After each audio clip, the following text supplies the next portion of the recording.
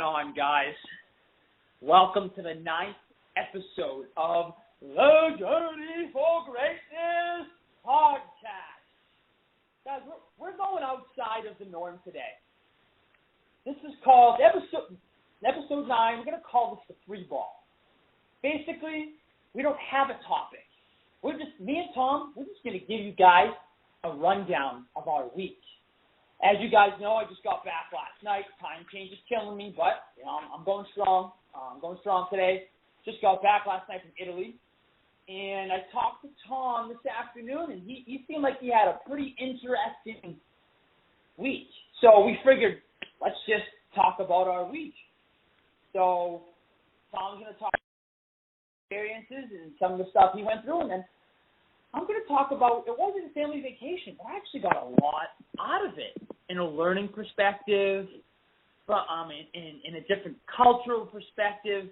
So we're really excited today to share with you what we went through this past week. We feel like we had a lot to talk about. So I think we should kind of hit the ground running. And Tom, since I, kind of started off in the intro, why don't you lead us off here? Yeah, I'd be more than happy to, Diddy.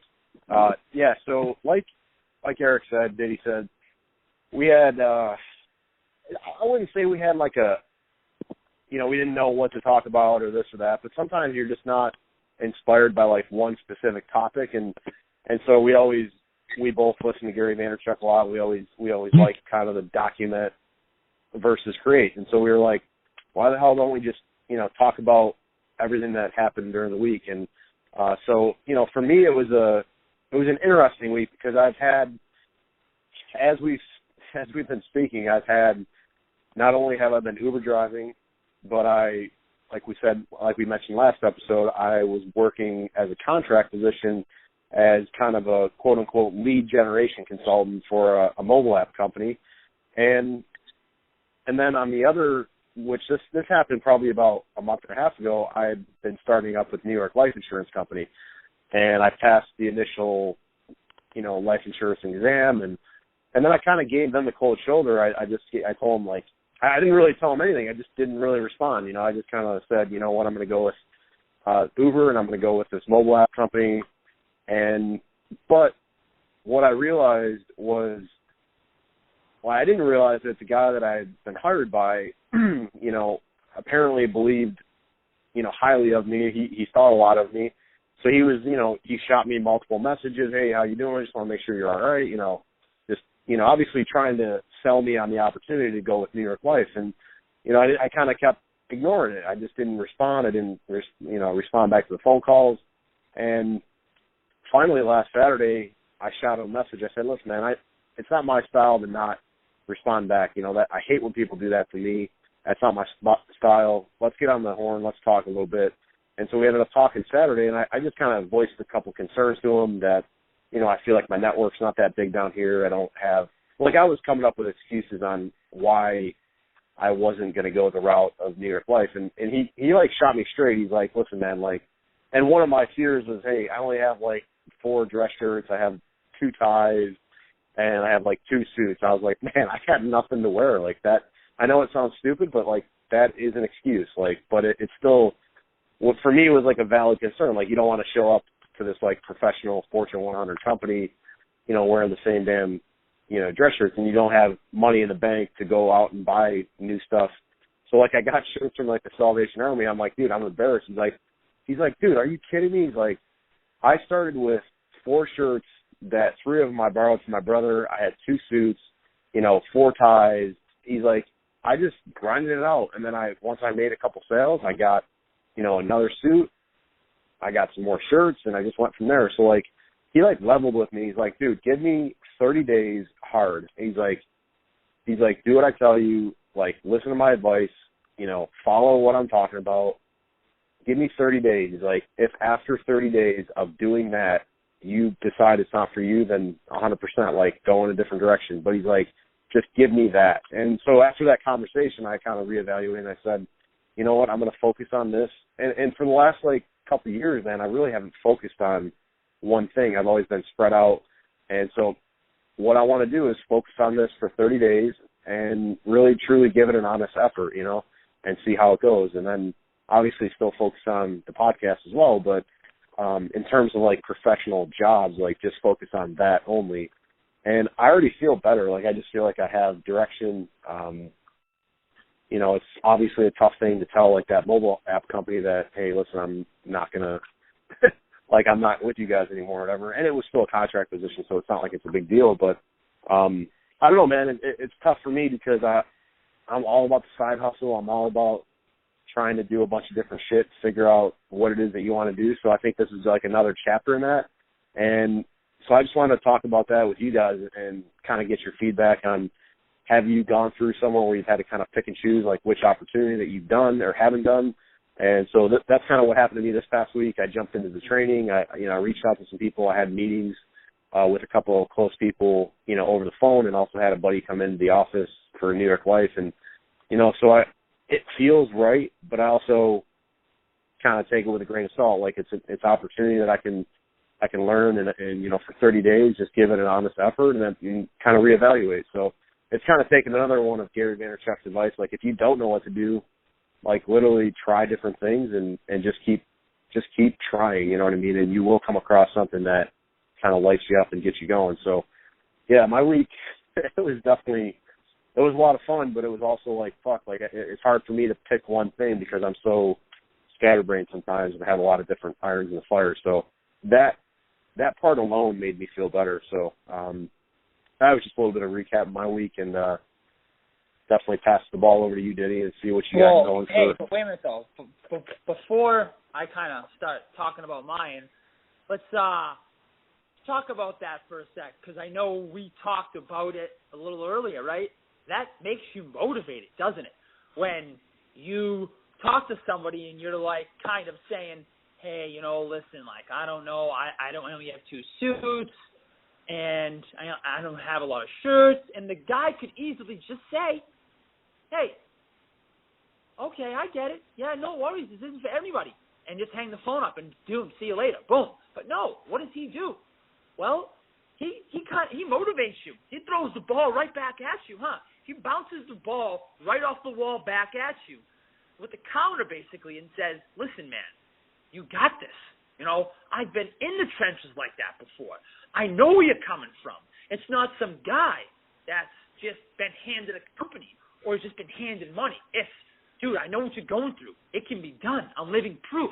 Like, give it a shot, And that, I bet you that made you feel like, want to know something? Like, this guy's right. Like, I can do this. I'm going to try this. It's possible. He's living proof. And, Tom, correct me if I'm wrong. Give me your input on this, but in him just doing that, it's almost like he didn't give up on you, right? He didn't just say, as I just pointed out, yeah, all right, I understand. No worries. Good luck with everything.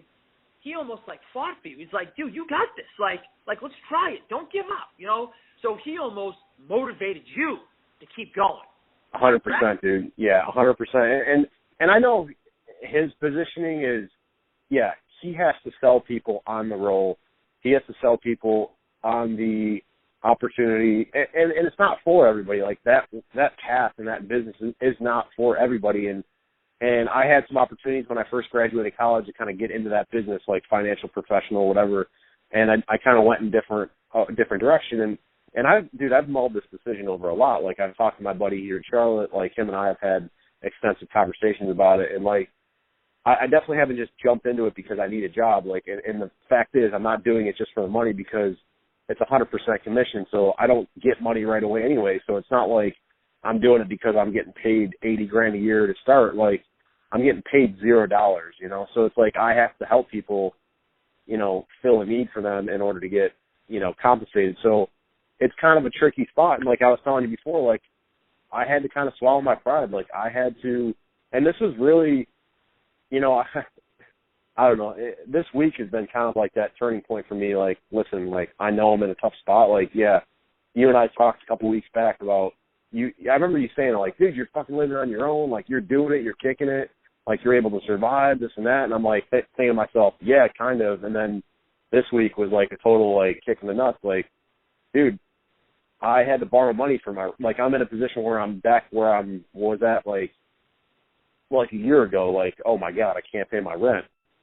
can't pay my car payment. Like, I hustled Uber, yeah, but it was like part-time money. Like, I had to borrow money. Like, I had to kind of swallow my pride, and, you know, it sucked. And that's what made me feel like I need to make a decision to go into something 100% and give it an honest effort.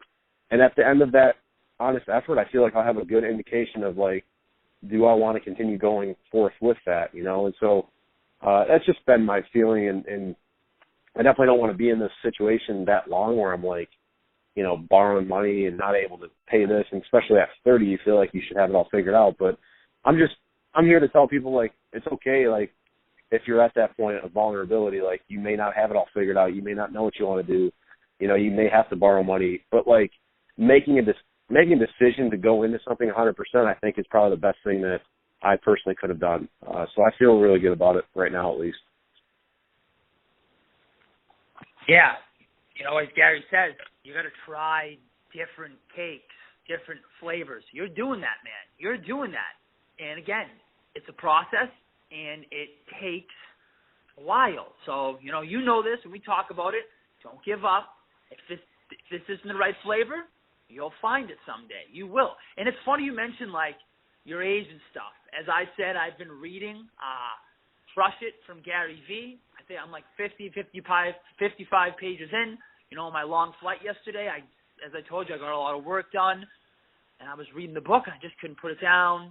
And I remember one of the things he's saying is he had this aha moment when he was he was in his 30s. I think he was even older than 30. He may in his 30s or maybe a few years after his 30s. I think he was 30. I think I know what you're going to be talking about, but yeah, keep going. I think it was like literally at 30.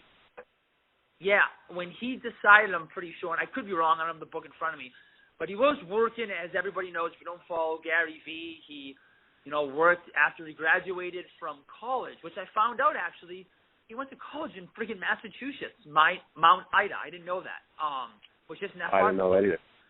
And after he graduated, he worked at his father's wine store, and he was, you know, when he got old enough, he was actually able to be a cashier, and, he made Wine Library TV.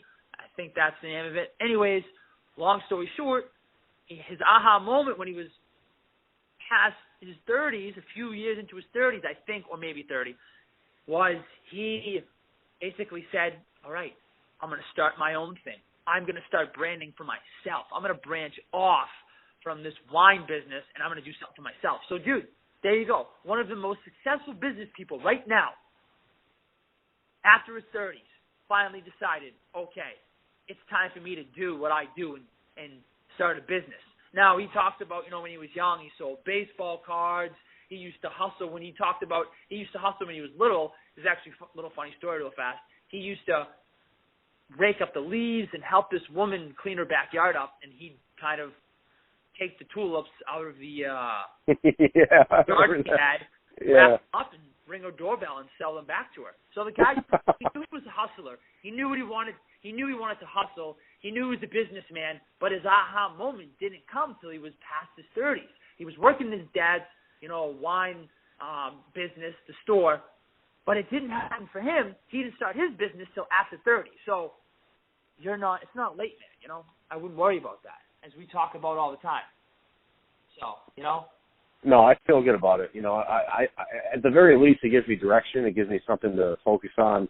And like you said, if the cake doesn't taste good, I'm not afraid to move on to something different. That's for damn sure. But the one thing that really kind of pointed out to me from him is his confidence in me. Now, I know that's probably part of his way of, but I do believe it. Sometimes you can tell people that are just trying to sell you something, or they truly do believe in you. Like, the one thing, I got to hit a certain number to be able, because, I'm in a pre-contract phase. So once I hit a certain number, you become like a full contracted, agent, or whatever you want to call it. So he's like, dude, my plan for you is 100%. I will not expect anything less than you triggering your full contract at the end of this month. He's like, I won't accept it. And, that's just, his confidence that I can do it has kind of led me to be more confident. And I think that's kind of crazy. Sometimes you're not confident, but you allow somebody to be confident in you and your ability, and that gives you confidence. So it's kind of an interesting thing. Like, if you're at a point right now where you're not confident in yourself, maybe somebody is going to kind of lift you up and put confidence in you because it's there. You know, for me, I know I'm confident. It's just a matter of sometimes you lose your way a little bit and you make things, you know, things just don't work out the way you think they are, and it kind of chips away at your confidence. So that's another thing. So nothing 100% agree. 100% agree. And then, you know, when they're confident, they bring you up. You just want to work harder for them in the company because you're like, all right, want something? This guy believes in me. I like this guy, you know?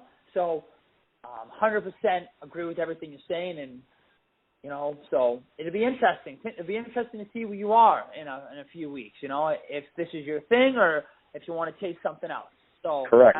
No, and that's why I like these document sessions, because this is a real thing that I think people are legitimately going through. Like, they don't know what they want. They are trying different things, and I think it's fun for me to talk about it because it's just part of my story and it's part of the makeup of my journey, you know. So it's fun for me to, even though it's not easy. Greatness, baby. Because yeah, hey, it's not easy for me to talk about, but because I am a little bit, you know, ashamed or whatever you want. Not ashamed, but you know what I mean. You get embarrassed that, hey, I can't pay my rent. Like, I feel like a fucking failure, you know. And it doesn't do you any good to beat yourself up if you're in a tough spot. You just have to wake up, kind of figure out, all right, yeah, I'm in this spot, like, and move forward and try to keep grinding forward, like, and don't beat yourself down when you're already down, you know. Which I've done. I mean, I've done it, but it's I'm trying to build myself up and not just fucking crush myself. You'll get there, dude. Remember, we talk about it all the time, right? Everybody goes through struggles to get up there at the top. And if you don't, you're lying, or you just haven't, what's the word I'm looking for? You just haven't tried to, you know, you haven't pressured yourself, I guess. I can't even think of the word. Stretch yourself. Yeah, exactly. Or you haven't challenged. There you go. Sorry, you know, that jet lag. That's good, yeah. I still can't think. But you haven't challenged yourself enough. So, but yeah, you're in that process, my man, and that's what this whole thing's about. So I'm in that process too, you know. So let's transition into your stuff, because we got a lot to talk about on your end too. Yeah, so it was a family vacation. It was fun, and there was a lot. There's too much I'd like to talk about. We'd probably go over an hour, and, you know, we would, as we said, after that first one that went over 60 minutes, I think it was 75, 80 minutes, our first one we introduced ourselves. I think that we're trying to keep this below 40 minutes.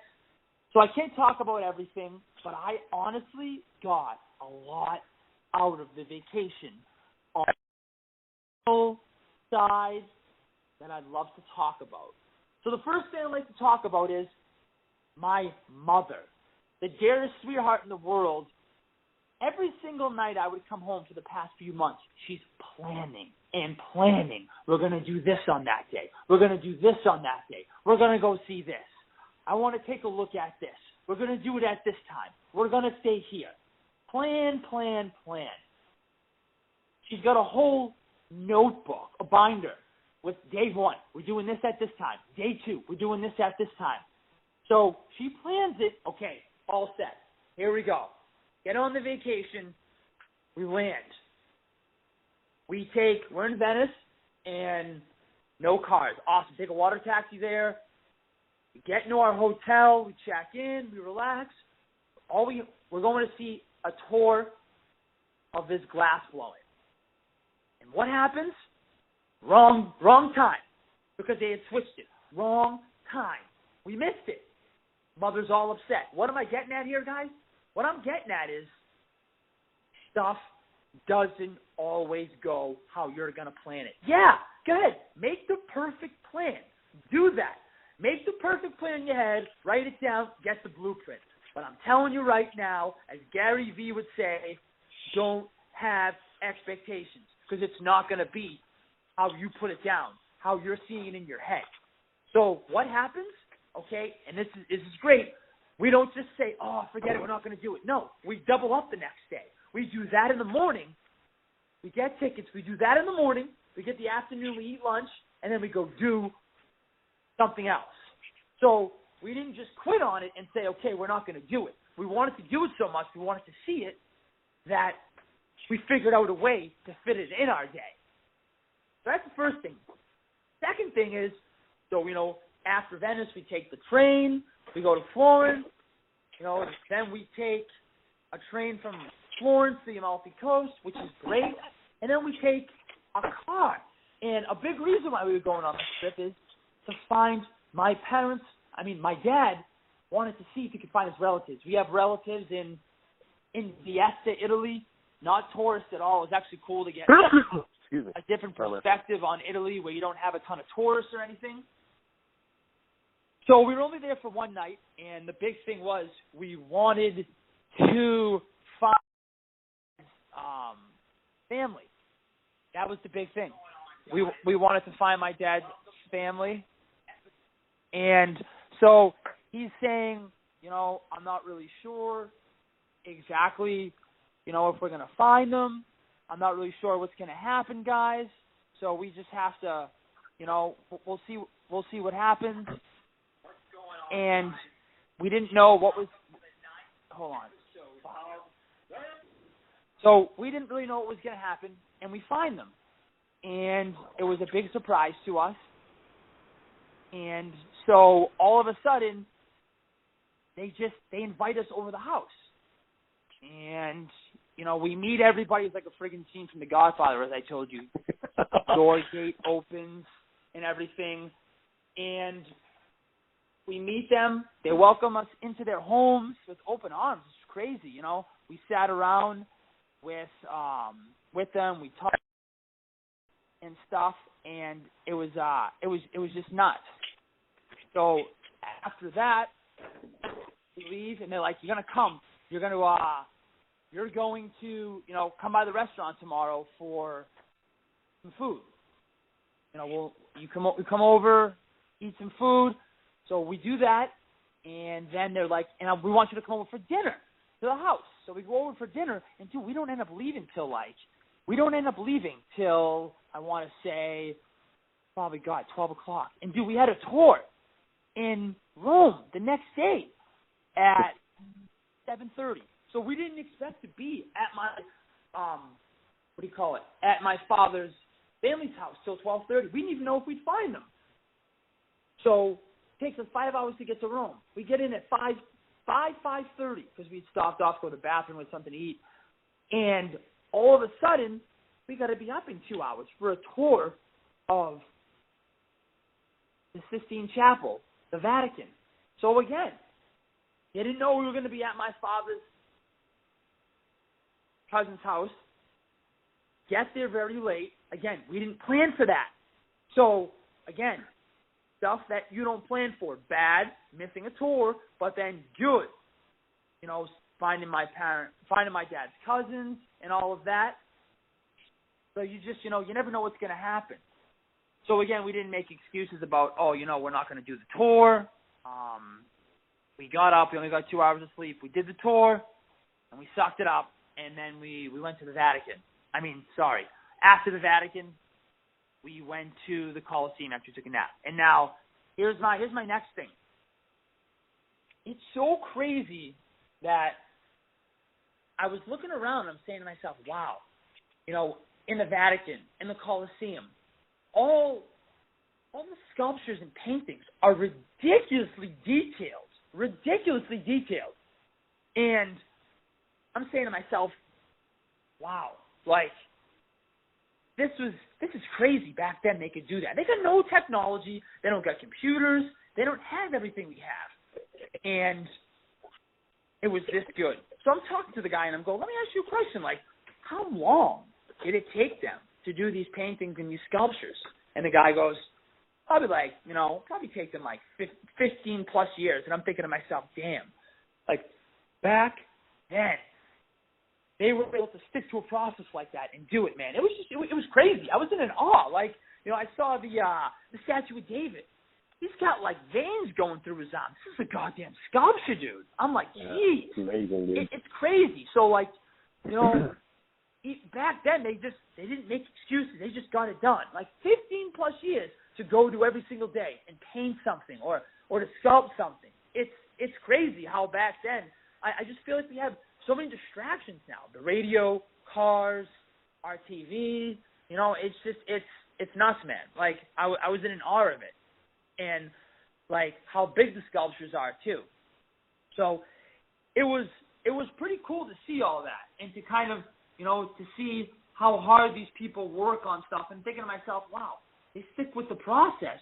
You stick with the process of something and like look what can happen, you know? I mean, I don't know if you saw, I know you said you went to Rome. I don't know if you ever saw any of those paintings or anything, but No, I did. And I have the same exact thing. Like I remember actually we were all drunk one night and we were coming back from we found this bar we would go to, and we were all walking back, you know, whatever. And we go by the Pantheon, which I don't know if you saw the Pantheon, but like we all like laid down underneath the Pantheon, like looked up, and we all had probably enough wine for us to fucking last the whole week. But we lay down and we look up and we're just like, oh my, like you're in total shock because these buildings were made like years and years and years ago, like thousands. I don't know when the Pantheon was built, but you know, you're just laying down and looking up at these buildings, and they legitimately look fake. That's all I could say. They look fake because they just have that weird look about them that they're so old, but the like the craft and the ability of these people to do what they can do, especially at the height. Like I don't even know how they get that high up in the air. Like it just blows my mind. And so I was in Rome.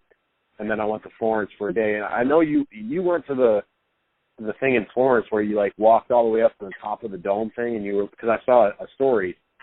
I did that as well, and I thought that was amazing when you were up at the top of this like dome. I can't remember what the church. I think it was a church, and you just basically looked around the entire city of Rome, and it was like, holy crap! Like this is cool. Yeah, and so what I'm getting at to that is that like they didn't have a technology. And they got it done. So I said to myself, I don't work hard enough. You know, I was right there. I'm saying to myself, Eric, I'm calling myself out. Like, you got to start working harder. Like, what is this? You know, like these people had nothing. You say, how did they get up there? For Christ's sake, they didn't have cranes and stuff to like put stuff on top of buildings.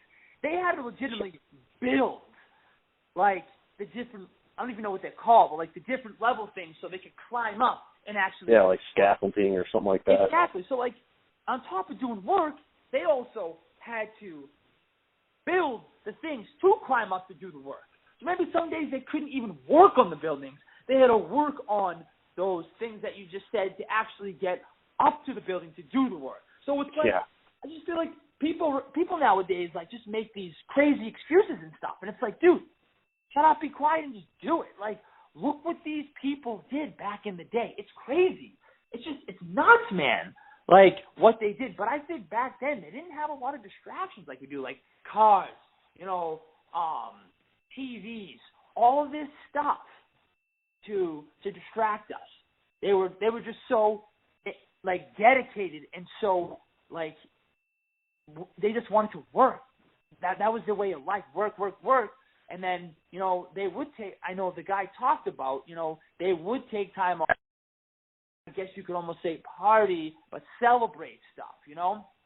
So that just made me think, like, just like complaining, like not doing, it's like, really? Like what they were able to get done back in the day without what we have right now, and we have people complaining? And when I complain about, I don't want to do this, I don't want to, maybe, no, like, so that's what I got out of like that. It's like stop making excuses. Just do it. Like if they were able to do it with legitimately nothing, their bare hands, no machines, why can't we do it?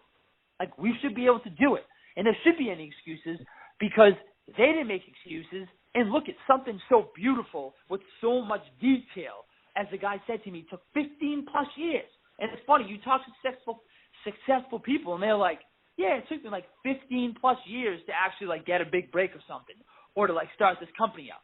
So it hasn't changed from back then to now, you know. Yeah, you just keep honing your craft. You keep getting better and better and better. Exactly. It took them a long time back then in the day to make something beautiful like that, as in like a successful company. We can say, if we want to like, you know, make a comparison, well, it's going to take you 15 plus years, you know, now, just like it would back then. And maybe it may take you even quicker because you have technology now. So that's one of the things I got out of that in Rome and all the stuff I saw. I saw this place El Domo in Florence, and then I saw Doge's Palace in Venice, which, again, all beautiful paintings and statues. That just took so long to actually, you know, complete. And I would say the last thing I want to talk about was in Rome, and to do with the Colosseum and gladiators. And oh my God, I know. Colosseum was insane. It's awesome. The gladiators and the animals, the process they took to get the animals. So Max, my tour guide, you know, so knowledgeable. Shout out to Max, unreal tour guide. He said that. So bears. They would have bears, lions, and tigers, right, that they would need for the Colosseum. So they would have to go out and they would have to hunt for bears, lions, and tigers and bring them back so they could fight. And he was telling us about the different processes of finding the bears, which weren't that hard, maybe take a few hours. Lions, you know, maybe take a little longer. But then he says the king of the jungle. Tigers, which didn't take, you know, maybe took a few hours.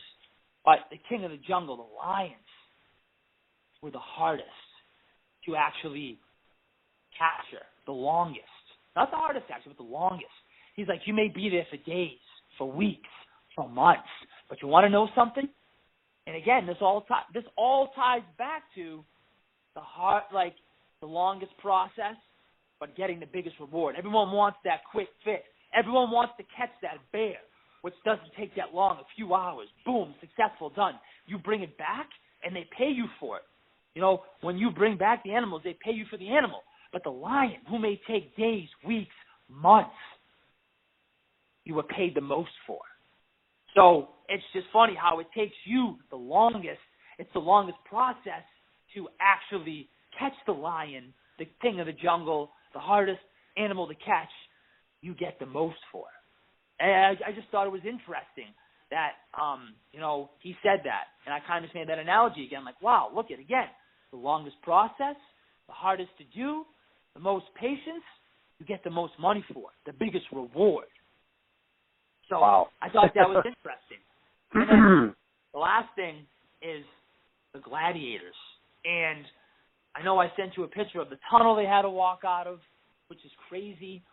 And, you know, having to fight for their life every single day. You know, we complain right now about the stupidest stuff, but these gladiators, it's like they fight twice a year.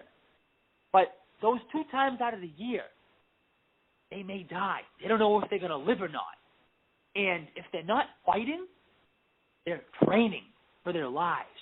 They're training to stay alive. Yeah, it's life or death. So it's not just like, you know, they're, it's just like, oh, you know, I don't want to train today. I'll be good. I'll do it tomorrow. No, it's like, if I don't train today, then maybe that's one day that I could have trained and I could have survived.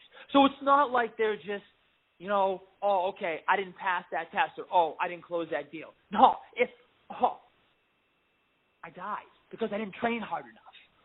You know, so that perspective to me, too, was just crazy. It was nuts that, like, you know, when they're not fighting, they're training for life, to stay alive, survival of the fittest, legitimately, mentally, but physically. Because I wasn't, you know, obviously I wasn't a gladiator or anything, but you got to think, if they're going into it, the guy actually said, you know, a lot of them their first time would be shaken.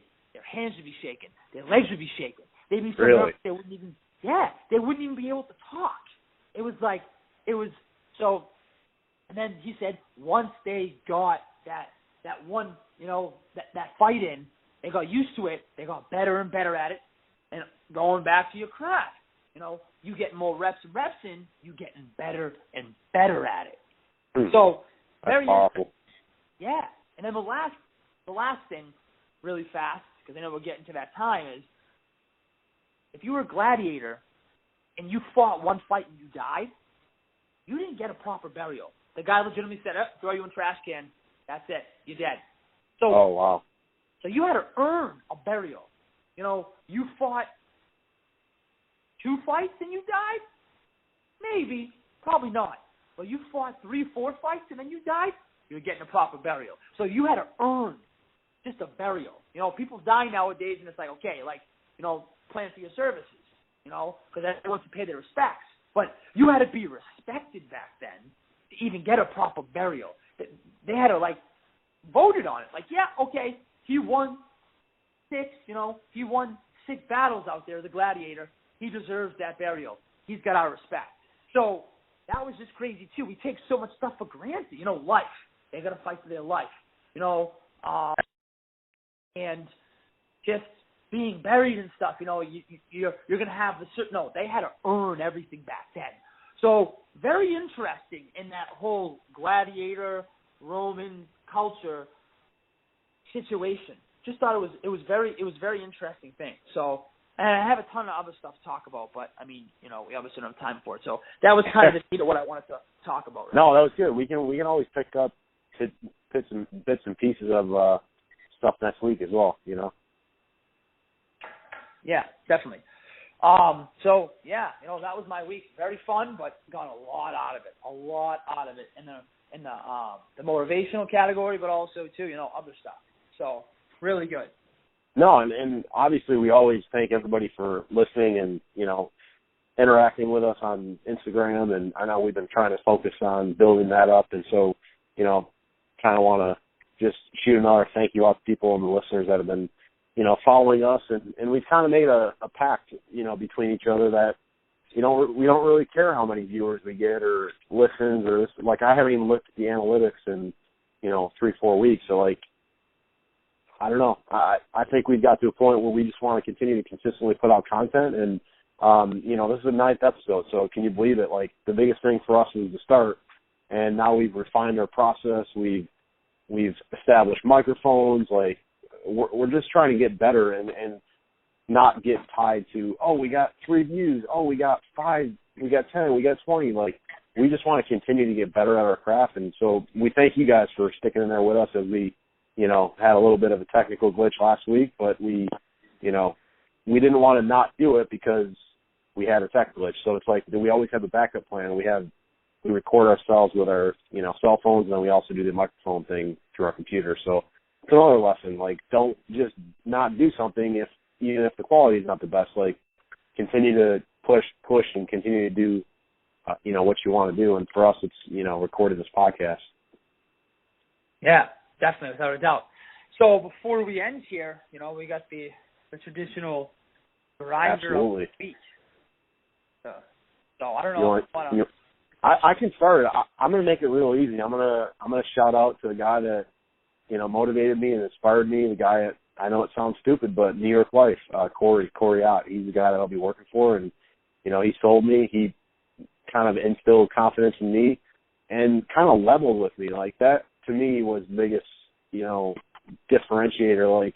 Sometimes you just need people to shoot you straight and just be what, screw your, what do you mean, dude? Just kind of shoot you straight. And I know you and I have that, Diddy, and I know we do have people in our lives that shoot us straight and keep us honest and, kind of sift through some of the bullshit that we tell ourselves. And so I just want to shout out to Corey. I know in terms of grinding and hustling, I know he's at a position in the company for a reason. I know he's probably done very well for himself and he's hustled and grinded, but, I just wanted to shout out to him because he's given me confidence to at least, taste the cake, so to speak, for 30 days and, just go from there. So shout out to old Corey. That's definitely that's a good choice. He's a motivator, and I'm sure if you stick with this and that's what you want to do, he's gonna definitely help you out. Seems like a great guy. So, my grinder of the week, I actually just mentioned him. My tour guide, Max, at the Colosseum and through Rome, not at the Vatican, the Colosseum, oh my God. Like, the guy legitimately not only knew everything, people would ask him questions, he wouldn't only answer the damn question, but he'd go further and explain it and give you more information. He knew what he was talking about. The tour was 3.5 hours. He basically didn't stop talking for 3.5 hours. He was so educated. He knew the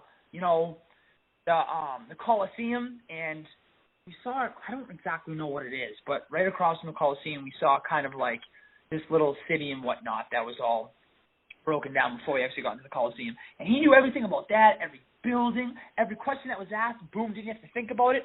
Would just say it and then would expand on it. But man, not only did he know so much about it, the guy friggin' was like, no joke, you might laugh, but the guy like looked like a friggin' a gladiator, a Roman. Like the guy was like, he awesome. He was in good shape, man. He walked with pizzazz, like legit. He'd be walking and talking like yo, I got this. Like you could see the confidence in him. It was pretty cool. I noticed like, wow, like, you know, this guy, like, he knows what he's talking about. He's confident. He's got his friggin' chest out, and he's just like, he knows what he's doing, you know, knows this from in and out, knows it from every angle.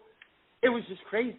It was nuts. So shout out to Max, unbelievable tour guide, knew what he was talking about. I actually, at one point, I said to my mother, like, how the hell do you know, like, so much about something? Like, how the hell does he know all this? And she's like, he's probably a history historian or something. I'm like, yeah, but like, this is crazy. Guy hasn't shut his mouth for 3.5 hours. Like, so it was crazy. It was just like, it was nuts. And he looked like a cold-blooded Roman gladiator. So I felt like, it's funny, like I felt like I was with the Roman gladiator in the Colosseum when he was talking. I was like, damn, he was hyping me up. I was ready to go out there with a sword and get going myself. That's awesome. Well, fuck, shout out to Max.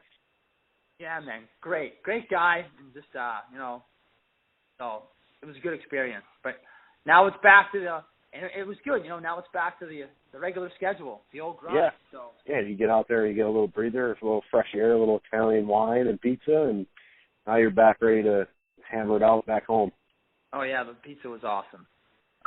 So food wasn't what I expected. I noticed chicken parm is an American thing. It does not exist in Italy. Just to let everybody know, if you go to Italy, chicken parm does not exist.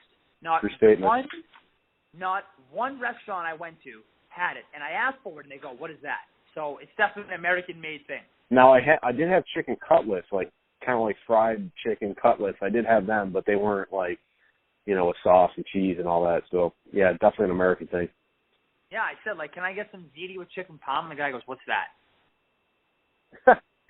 So, yeah. All right, man. Well, anything else you want to make your shout out for the week? Yeah. I just, you know, as you said, I'll just say it too. Shout out. We appreciate it, you know, the support, and we genuinely love doing this. And again, we hope that somebody listens to this and it affects somebody in a good way, and they can take something out of this. That's why we do this, you know. We don't, you know, as Tom said, we're not looking at how many views we're getting, and we're just trying to, again, if we reach one person and it affects them in a positive way and they change somehow, awesome. We did our job. That's great. So, yeah.